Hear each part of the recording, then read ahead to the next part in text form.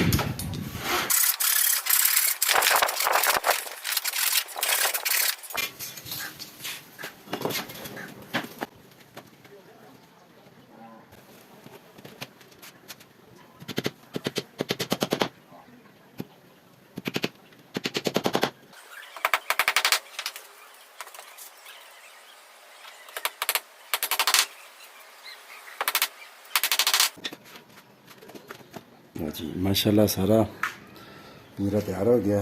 अब इसकी रह गई है चारों तरफ से जो ना जाली लगने वाली रह गई है, वो लगेगा तो ये ठीक हो जाएगा, मुकम्मल हो जाएगा।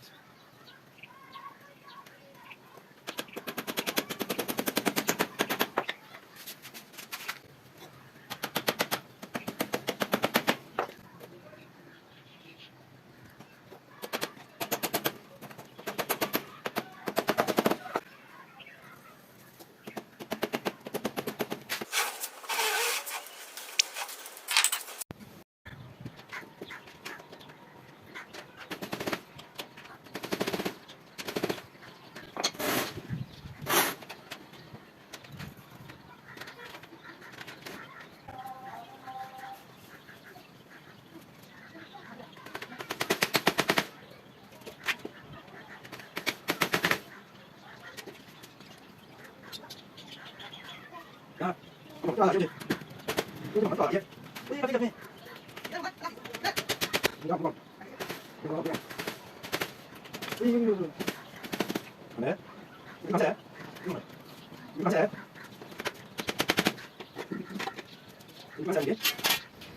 पिंजरा हो गया हमारा तैयार।